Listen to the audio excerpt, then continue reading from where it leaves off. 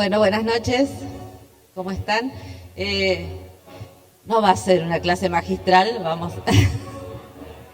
No suelen salirme las clases magistrales, así que es más bien nada, ponernos a tratar de pensar acá durante un rato, juntas, juntos, acerca del presente y actualidad de los feminismos. En semanas que están muy conmovidas también dentro del campo de los feminismos. Un par de cosas para comenzar. Suelo hablar de feminismos en plural, es decir, feminismos, no el feminismo. Vieron que muchas veces, cada vez que ocurre un acontecimiento trágico a nivel mundial o local o nacional, no se ausenta, no falta alguien que diga: ¿y qué hacen las feministas con esto? No pase lo que pase, ¿no? Estalla una bomba, ¿y qué van a decir ahora las feministas? ¿No? Como si las feministas fueran un ente único que puede opinar, decir, salvar al mundo y resolver las distintas cuestiones que están en juego. Bueno, lejos de haber algo así como el feminismo, que puede intervenir, dar cuenta y situarse frente a cualquier situación, bien sabemos que los feminismos son un conjunto de discusiones, son movimientos muy complejos, que tienen un largo amasado, que tienen una larga construcción histórica y que implican muchísimas discusiones.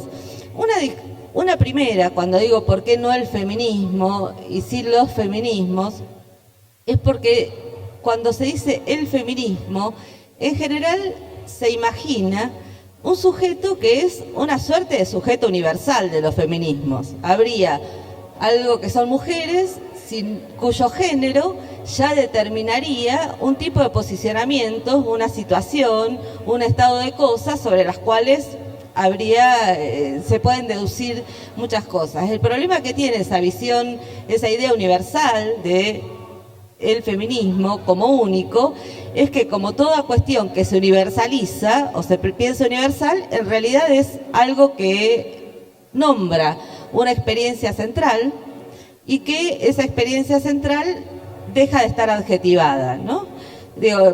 Pasa mucho esto si lo pensamos en muchas circunstancias, cuando decimos el arte, el pensamiento, la teoría, el feminismo, en general terminamos nombrando de ese modo un cierto tipo de discurso, de saber, de pensamiento o de sujeto que tiene una marca muy fuerte que responde por lo menos a su localización occidental y a ciertas enunciadoras privilegiadas que están privilegiadas por pertenecer a los centros de pensamiento del mundo central o que tienen y que al mismo tiempo tienen también ciertos atributos que son de clase, que tienen que ver con la racialización, etcétera. Es decir, cuando se dice el feminismo sin atributos, muchas veces se piensa un tipo de mujer que es una mujer marcada por su pertenencia a las clases medias, por su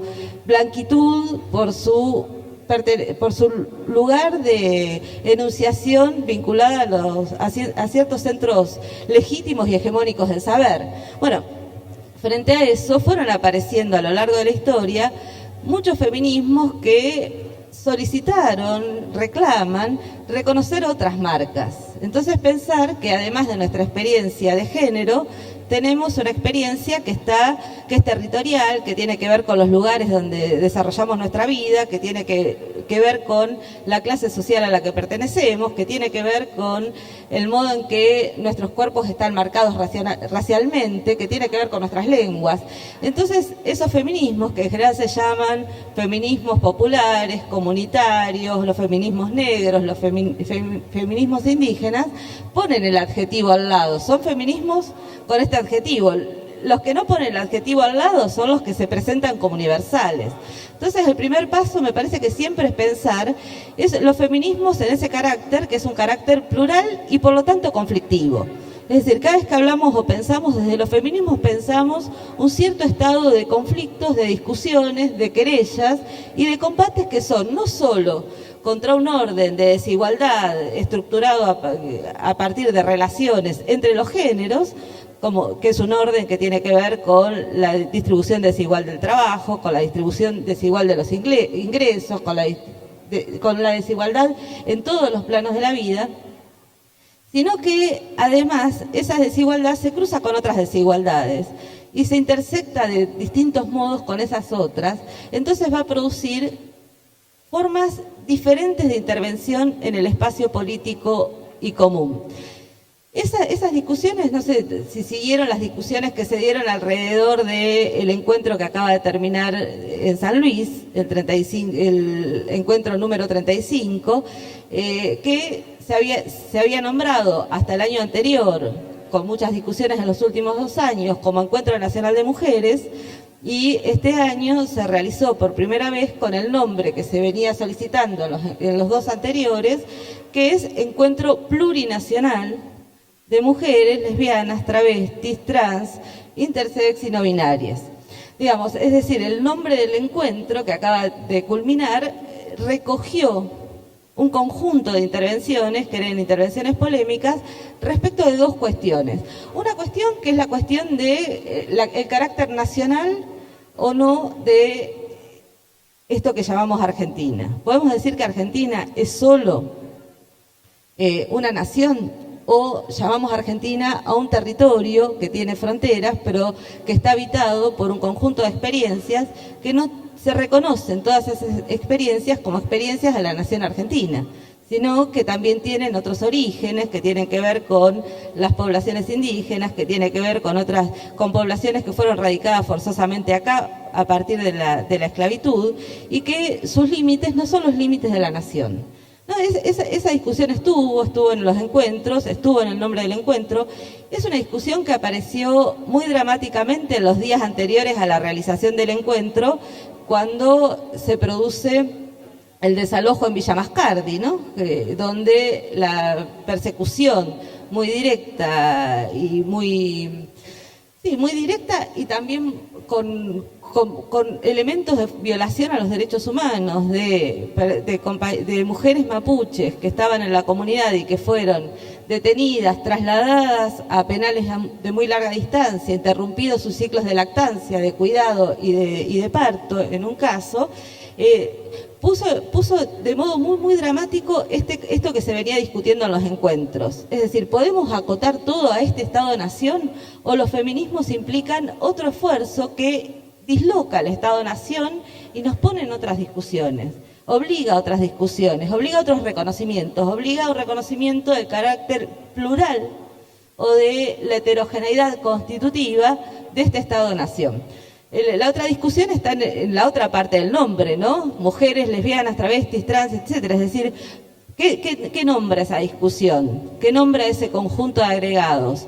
Fundamentalmente algo que creo que es una de las querellas presentes de los feminismos, dentro de los feminismos, que es la distinción entre el sujeto social, mujeres, definido por sus condiciones de género, y el sujeto político de los feminismos.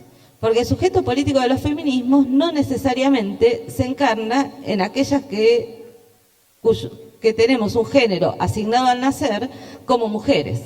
Bueno, esas discusiones, sino que incluye un conjunto de alianzas, de posiciones, de orientaciones sexuales, de identidades políticas vinculadas a esas orientaciones sexuales y a las identidades de género que son diferentes. Bueno, todas esas discusiones estaban, y si parto de estas discusiones que son muy contemporáneas, es porque para mencionar algo que a mí me parece que es fundamental para considerar los feminismos. Los feminismos en la Argentina del presente constituyen una fuerza política de una enorme densidad y de una enorme capacidad de intervención.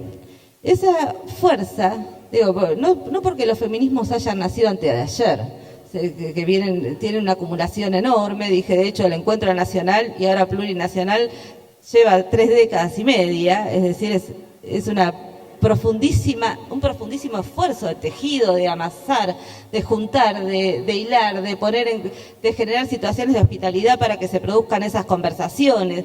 Ese esfuerzo político es descomunal pensemos qué difícil es pensar un sujeto político que se constituya a lo largo de tanto tiempo, con capacidades organizativas de esa índole, con capacidades de ir inventando sus lenguajes, sus formas de presentarse, sus dinámicas de reunión. Digo, si pensamos eso es muy, muy profundo. Y uno podría hacer la historia de los feminismos, por lo menos en Argentina, pensando ese largo amasado feminista que se pensó como amasado feminista, pero también al lado la larga secuencia de luchas que eran luchas que quizás no se reconocían a sí mismas como luchas feministas, pero que sin embargo pusieron en escena un tipo de prácticas, de lógicas de presentación del discurso de las mujeres y de la reivindicación de derechos, que los tenemos que pensar en relación a esa historia del feminismo, de los feminismos, ¿no? Pienso, por ejemplo, en lo que todas las experiencias de militancia sindical, las militancias en los movimientos de derechos humanos, ¿no?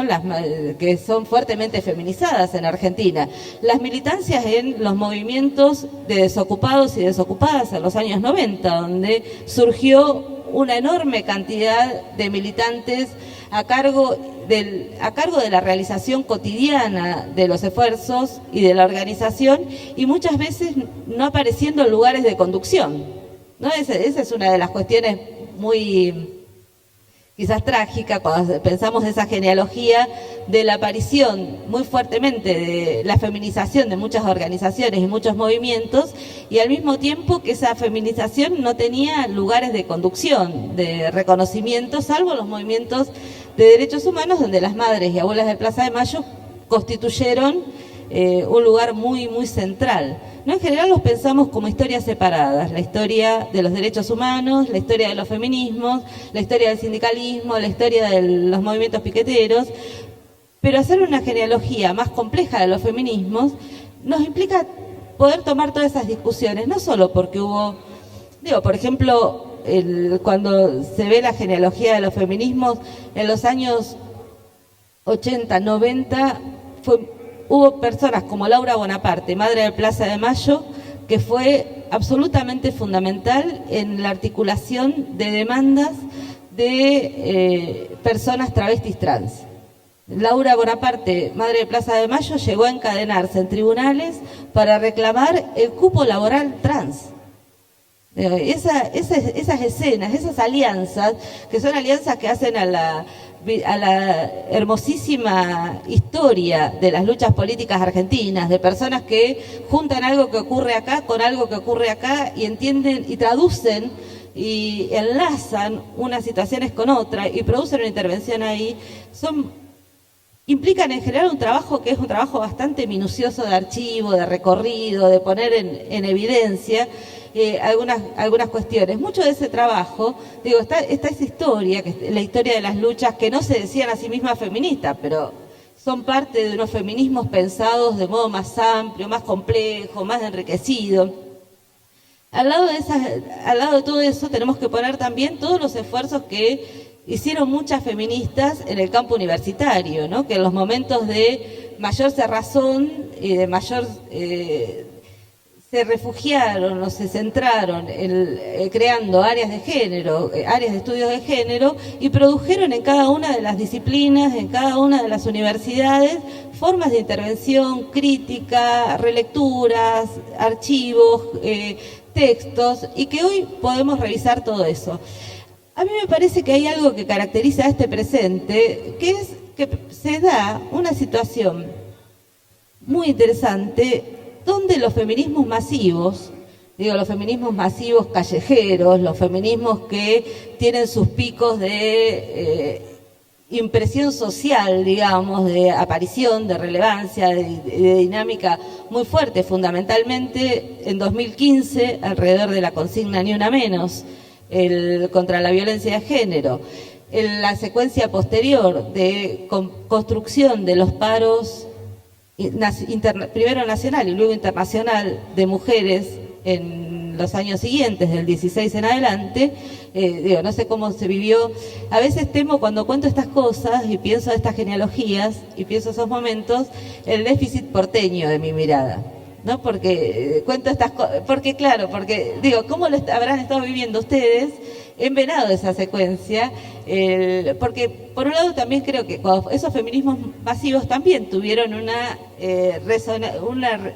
resonancia y una profusa actividad, por lo menos en muchas ciudades del país, donde todas marchamos en algún momento, todas nos organizamos, todas construimos redes, encontramos formas de construir con otras,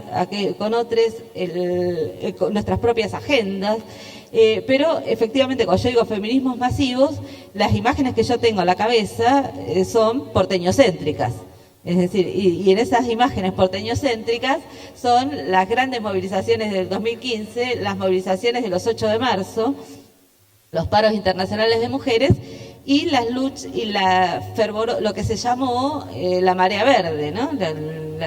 La extensión increíble, la movilización juvenil increíble ocurrida alrededor de la legalización del aborto, ¿no? De la interrupción voluntaria del embarazo. Bueno, fueron grandes momentos de aparición de un sujeto callejero, activo, con una teatralidad, con una dramaturgia, con una lengua, con una capacidad de modificación muy profunda.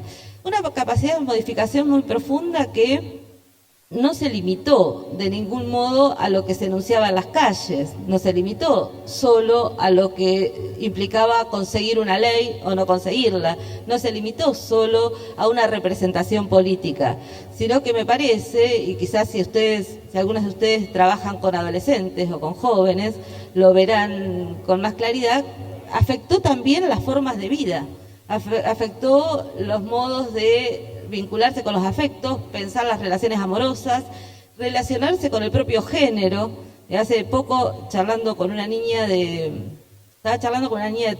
13 años, éramos dos adultas grandes y ella, y la niña nos dijo una frase que nos dejó pensando mucho, dijo: yo entiendo que ustedes sean mujeres cisgénero, lo que no entiendo es que no se lo hayan preguntado. Porque yo me defino como una mujer cisgénero, pero lo decidí. Y eso me pareció muy interesante, porque ella nos ponía una discusión generacional muy, muy fuerte ahí, porque efectivamente esa pregunta nos apareció a muchas personas más grandes recién con las movilizaciones feministas. Bueno, yo quiero ser esto, esta es mi orientación sexual, esta es la identidad de género que yo voy a sostener. Pero esa experiencia para muchas tardía, para las más jóvenes o les más jóvenes, los más jóvenes, es una experiencia cotidiana que se produce en su propia entrada a la vida sexoafectiva. Y esa modificación, podríamos decir, uno puede estar en discusión si existe el Ministerio de Mujeres, Géneros y Diversidad y la derecha ir contra eso. Lo que a mí me parece es que hay algo de transformación vital que ya está. Hay algo de transformación vital que ya está transcurriendo, que ha ocurrido, que está encarnado en las casas, en los modos que organizamos la vida en las casas. Y esa transformación es una transformación producida bajo el signo de los feminismos. Por eso tengo la impresión, y cuando decía feminismos en plural, el otro elemento y las discusiones que implica, el otro elemento que creo que tenemos que tener presente, y tenerlo presente también en los momentos en que nos parece que militar es inútil, que es cansador, que estamos en la derrota, que las cosas se nos hacen difíciles y que las derechas avanzan. También en esos momentos pensar lo que es la fuerza y la eficacia de un movimiento. Y que esa fuerza y esa eficacia de un movimiento puede tener, como dice Álvaro García Linera, ¿no? Olas y reflujos. Eso es la vida política, es olas y reflujos, es derrotas y es sostenerse en el repliegue también, pero pensar que ese repliegue no nos deja en el mismo lugar del que habíamos partido, que ese repliegue nos deja en otro lugar, que nos replegamos, pero ya nos replegamos con otro pensamiento, con otra sensibilidad, con otro saber organizativo, con otro lenguaje, con otras teorías, con otras formas de conocer. Digo, porque esos feminismos masivos que transcurren en las calles, no solo tuvieron un efecto institucional, nombré la creación de un ministerio, leyes, tenemos leyes de capacitación, políticas de perspectiva de género, tenemos leyes contra la violencia, tenemos leyes Antes ya teníamos leyes de identidad de género y de matrimonio igualitario, pero tenemos un conjunto de intervenciones público-estatales, pero también esos feminismos modificaron el modo que leemos, el modo que damos clase, los libros que hacemos circular. Seguro que ya todos tienen sus libros, recorrieron la biblioteca, la feria, pero cuando la recorrí hace un rato, hay algo que se hace evidente. No hay gran parte de los libros que están a disposición en esta feria son libros producidos por escritoras feministas. Hay mucha teoría, hay mucha escritura, hay mucha ficción escrita por mujeres y mujeres feministas. Y eso, si solo con recorrer esta feria vemos el impacto profundo. Hace 10 años estábamos discutiendo que los catálogos de las editoriales eran catálogos predominantemente masculinos.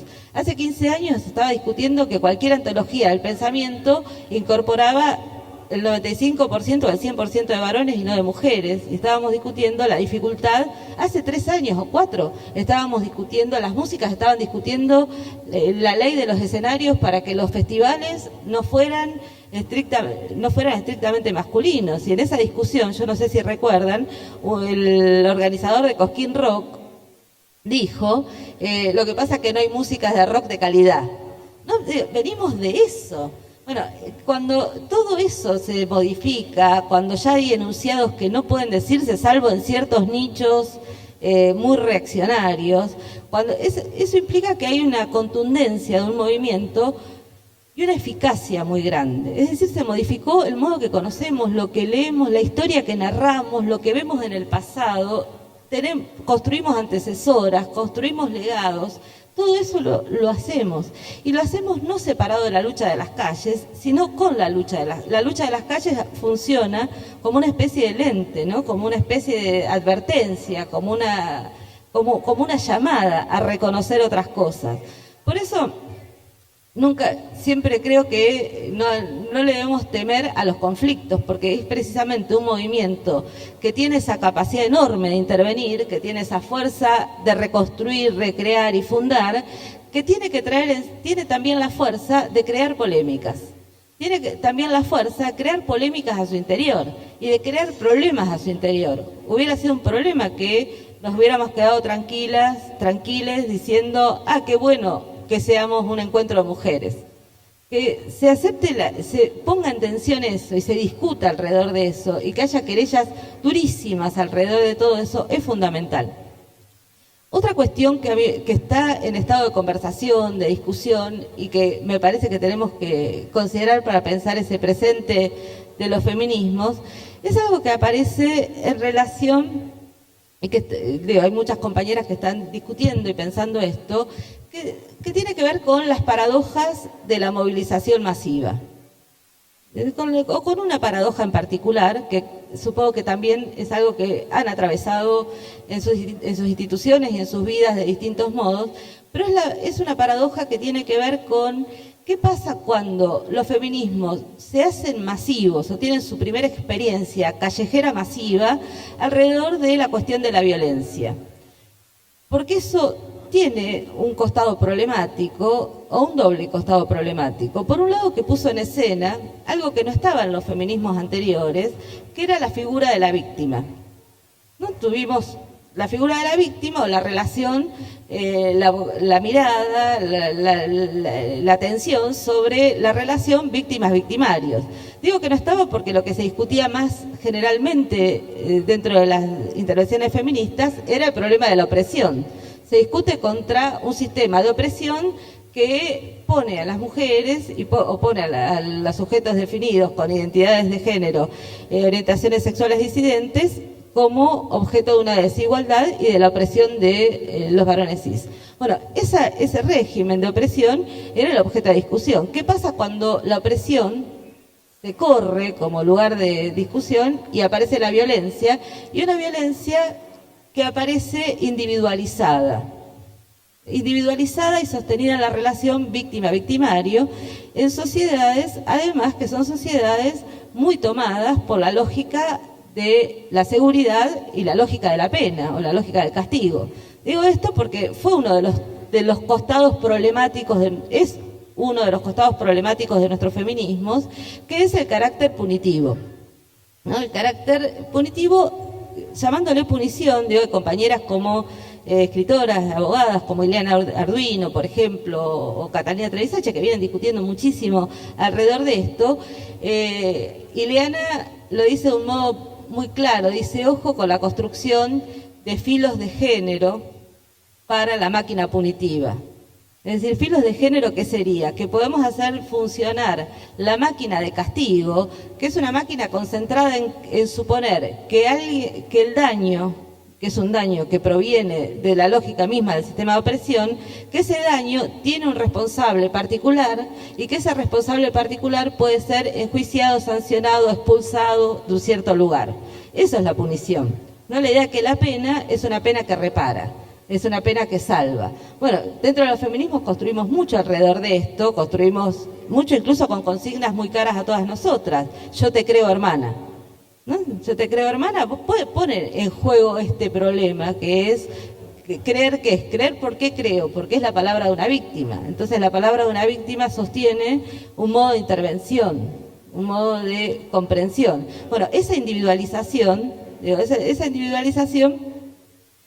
termina evitando, diluyendo o dejando de costado la discusión más general sobre la lógica de opresión y la discusión más general sobre un sistema de opresión que produce sistemáticamente exclusiones y produce como sistema un conjunto de vidas como vidas desechables, como vidas que pueden ser dejadas de lado, que pueden ser aniquiladas, ¿no? Porque el tema de la violencia es eso. Estamos hablando de sociedades en las que existen muchas formas de crueldad ejercidas, un sistema de crueldad, o lo que Segato llama una pedagogía de la crueldad, ejercida sistemáticamente y que produce, en sus modos más crueles, femicidios de modo constante. Bueno, ¿cómo pensamos esos femicidios? ¿Cómo hacemos con esa lógica de la violencia? ¿Lo hacemos solo creyendo que podemos crear más cárceles? ¿Lo hacemos creyendo que podemos evitar salidas en tiempo menores para aquellos que están juzgados por violencia de género? Digo, es un problema, porque al mismo tiempo esas violencias deben ser castigadas. Pero el bloqueo, la puesta de castigo como eje central impide poder pensar todas esas otras dimensiones e impide poder pensar o reponer el problema de la emancipación o la cuestión de la emancipación. Por eso yo tengo la impresión, los feminismos traen estos problemas y al mismo tiempo los feminismos hoy son el ámbito difuso porque no tiene un lugar donde se discuta. Se discute en textos, se discute en intervenciones, se discute en conversaciones, en asambleas, pero son el lugar donde estos problemas pueden ser pensados. Es decir, donde aparecen los problemas y donde los problemas pueden ser pensados. Y eso a mí me parece que es lo más interesante de la situación. Que haya un movimiento político que tenga la densidad, la fuerza de alojar la crítica a las propias acciones. Digo las críticas a las propias acciones o el pensamiento que exige, que nos permite desbordar esas trampas. No, yo pensaba, cuando les decía, yo te creo, hermana, es una frase absolutamente necesaria. Y la hemos sostenido. ¿Cómo fue una frase absolutamente necesaria decir mi cuerpo, mi decisión? Para poder combatir contra todos aquellos que pensaban que el cuerpo de las mujeres puede reducirse a una incubadora, a un lugar de procreación, al cumplimiento de una tarea reproductiva y la perpetuación de la especie, sin considerar los derechos y las decisiones y el deseo de cada una. Pero al mismo tiempo, mi cuerpo, mi decisión, arrastra muchas otras dimensiones problemáticas, ¿no? Porque cada uno de nosotros sabemos que nuestro cuerpo es un cuerpo entramado, es un cuerpo en red, es un cuerpo con otros, donde necesitamos a otras personas para vivir y donde todas las existencias se necesitan mutuamente y donde la condición de cada uno de nosotros es la condición de la vulnerabilidad, ¿no? de estar y de poder crear con otras personas.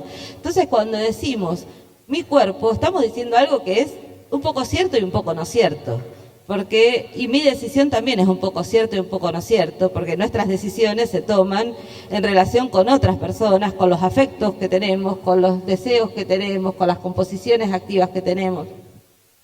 Pero digo, todo esto no es algo que se puede, una discusión que se dé fuera de los feminismos contra los feminismos. Es una discusión que se da dentro de los feminismos respecto a cómo podemos pensar a los feminismos como fuerza emancipatoria. Y querría agregar un punto más a pensar eso, que me parece que es una elaboración colectiva de los feminismos que se dio en estos años, de los feminismos masivos y movilizados, que se venía dando de algún modo en la discusión teórica, pero se dio en la calle de un modo formidable.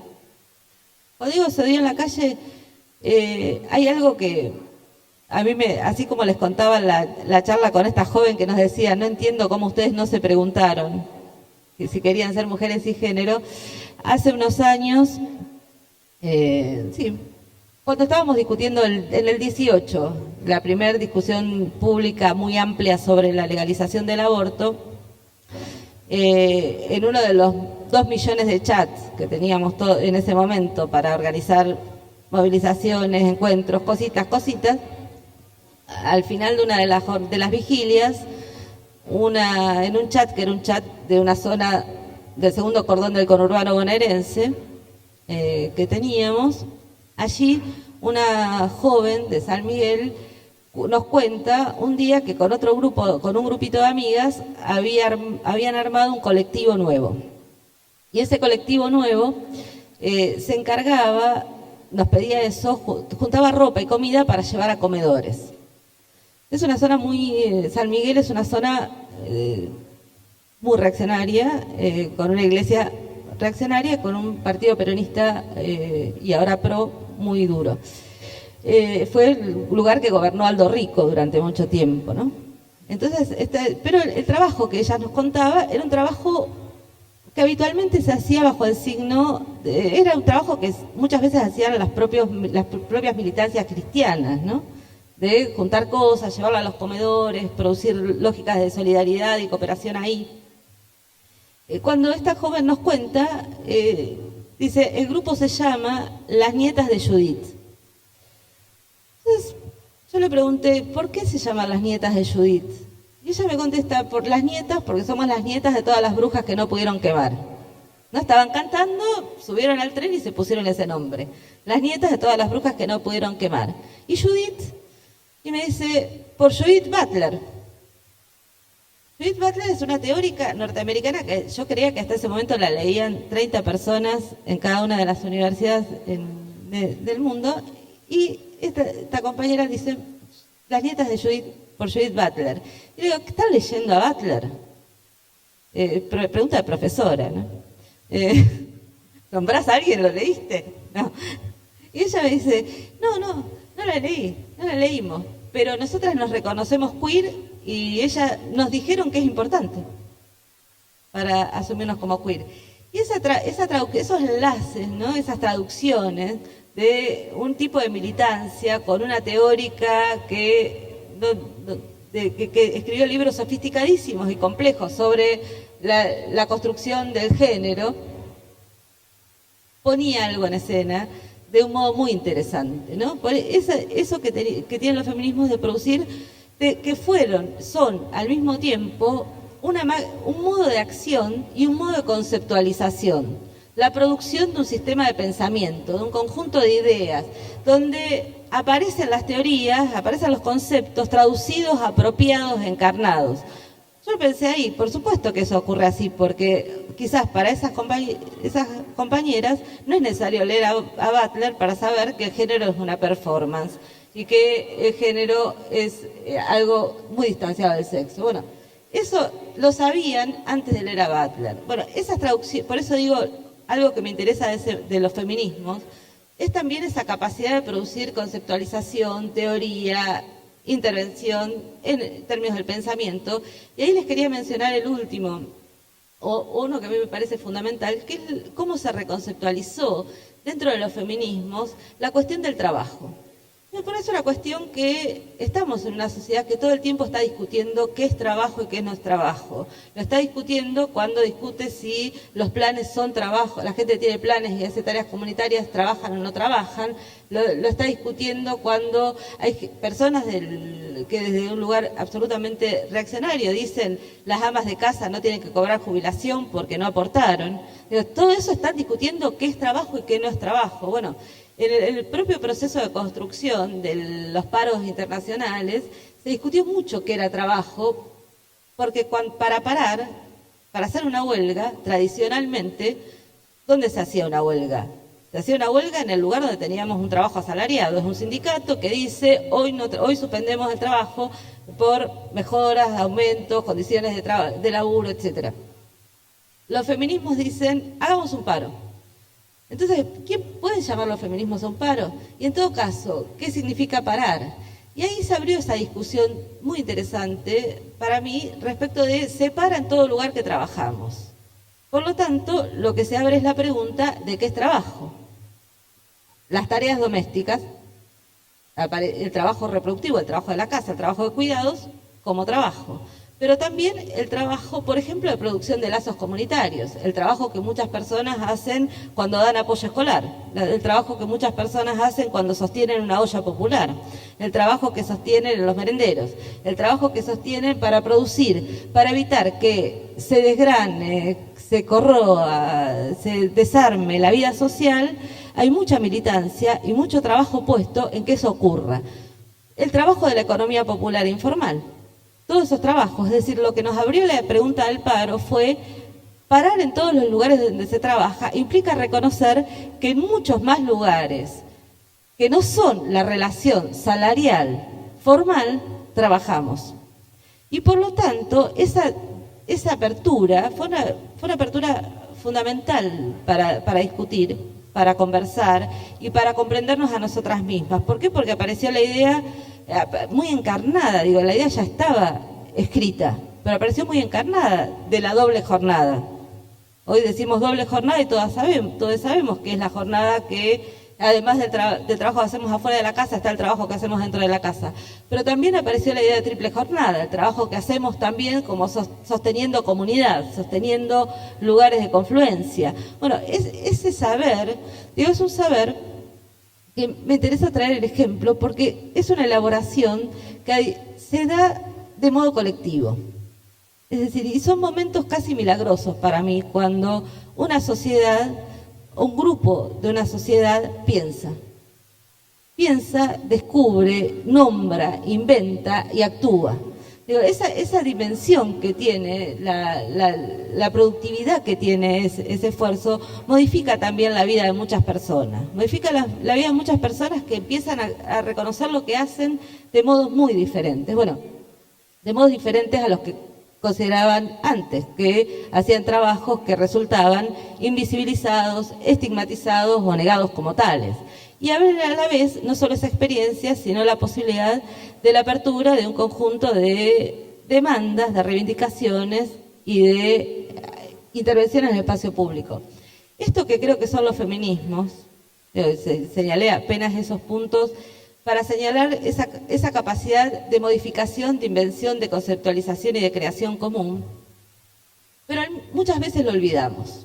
Lo olvidamos ante las ofensivas de la derecha, lo olvidamos también en ciertos momentos en que necesitamos dar una discusión pública respecto de cómo pensamos una sociedad más inclusiva, cómo pensamos la relación, cómo pensamos una sociedad más igualitaria, y quedamos reducidas, y creo que ese es uno de los riesgos más fuertes a evitar, la reducción a la idea de que las feministas tenemos que hablar de los temas estrictamente que hacen al género.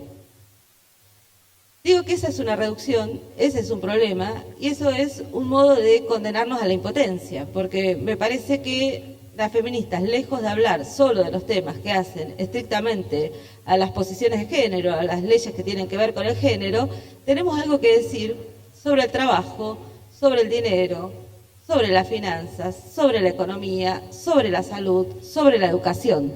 No para decir tiene que haber más contenido feminista, sino para decir que en cada uno de esos casos, de esos planos, en cada una de esas dimensiones de la vida, pensarlos de modo feminista es pensarlos de un modo en que se articula una vocación profundamente igualitaria con una pregunta por la emancipación, ¿no? Y en ese sentido, por eso decía, los combates al interior de los feminismos, las discusiones y las querellas son la expresión de un movimiento vivo y también de la necesidad de que ese movimiento vivo no sea acotado, restringido y cerrado sobre un nicho de temas, de preocupaciones y de formas de presentarlos. Bueno, eso había pensado para hoy con ustedes.